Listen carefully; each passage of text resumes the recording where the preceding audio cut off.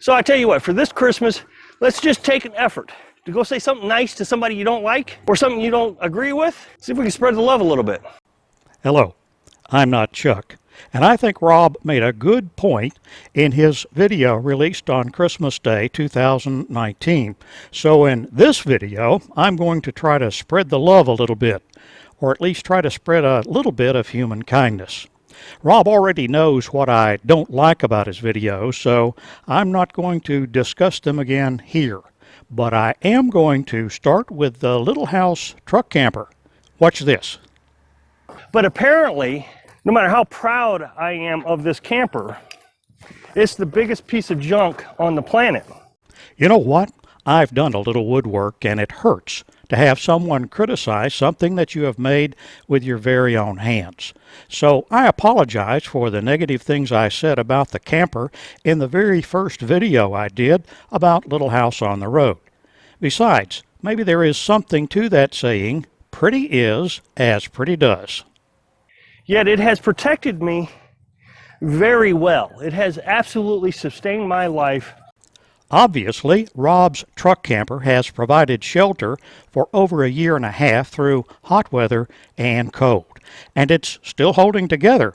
Some brand new factory-built rigs haven't gone as long without major repairs. Now listen as Rob makes the connection between his truck camper and thumbs down on his videos. 43 thumbs down on a video that I get on average about living in a box. Here, I would suggest that not all the thumbs down are because of the truck camper. I think some are for other reasons that I have mentioned in other videos. I wish Rob would just consider that possibility.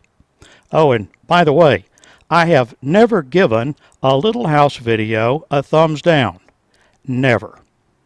So you can leave a negative comment, a hateful comment, a harassment comment, and a thumbs down. Doesn't make sense. Not all negative comments are hateful or harassing. Early on, before my comments were hidden on the Little House channel, I made a couple that could have been considered negative, but I certainly didn't mean them to be hateful or harassing. If they were, I apologize. But maybe, just maybe, Rob is seeing some of the negative comments as worse than they really are. Now, I want to switch to the Little House video of December 24th, 2019, where Rob speaks plainly about the real reasons he and Carolyn are planning to quit the nomad lifestyle as soon as they can find some property suitable for off-grid living. I really have regretted the van life. To me, it has been a monumental waste of time. It's been a waste of 3 years out of my life. Here I have to disagree.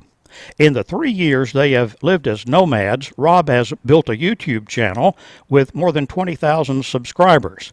That alone is an accomplishment that most of us have not done and may never do. In addition, I suspect that he has earned and saved more than a few dollars in the process. He has also learned a ton of practical lessons about what does and what does not work when living on the road. So out of 3 years, we've seen 4 things that were kind of cool. And the rest of the time, we're just sitting around waiting for the next adventure. Right there, I think Rob has put his finger on the crux of the problems. They are just sitting and waiting. And I would suggest that it is Rob's own fault for one major reason. He is being too frugal for him and Carolyn to enjoy themselves. His truck camper provides shelter, but I don't believe that it is a comfortable place to live. I had a 17-foot travel trailer, and it was too small for Glenda and me. Our current trailer is 23 feet long, and it is big enough, but just barely.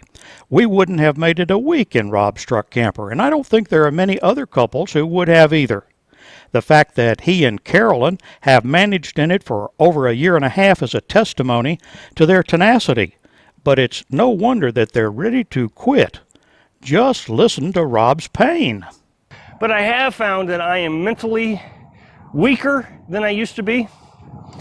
It just seems like everything is a bigger stress out here. If you live in a house, you might have an exercise bike that you can You can sit on and exercise. You can walk back and forth to the kitchen. You can do push-ups or sit-ups. You can do jumping jacks. My ex-wife used to do that every morning in front of the TV. She'd do her aerobics in front of the TV. You can't do that here.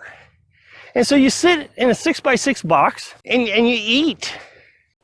That's the truth. And I think that's the voice of a man who wants and needs some real comforts in his life, not more self-sacrifice.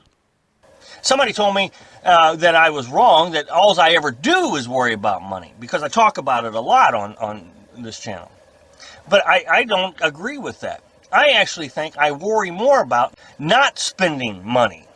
And I'm telling you, worrying about not spending money is a lot easier than worrying about having to spend money. It seemed to me that Rob meant every word that he said in that clip. I think he should watch the whole video again. If he did mean what he said, he should spend some money to increase his and Carolyn's comfort levels, to see some places besides those little towns around Lubbock, and to eat out more. I would suggest starting with a trip to San Antonio, one of the nicest cities in North America to visit in the winter, and stop in Austin on the way down. Lots to see and do there. Then work their way back up the east coast of Texas, time it so that they can get to Missouri in March, but go through New Orleans and Mobile and Natchez. And when they're getting close to Memphis, Rob should contact me at the email address on my YouTube channel. Glenda and I will treat him and Carolyn to the meal of their choice at the restaurant of their choice in Memphis. If they decide to get off the road, that's fine. At least their last trip will have been a little more memorable. Who knows? With more comfort and adventure and some eating out, they might even decide to keep going. But whatever they decide, I truly hope they're happy. And don't forget, I'm not Chuck.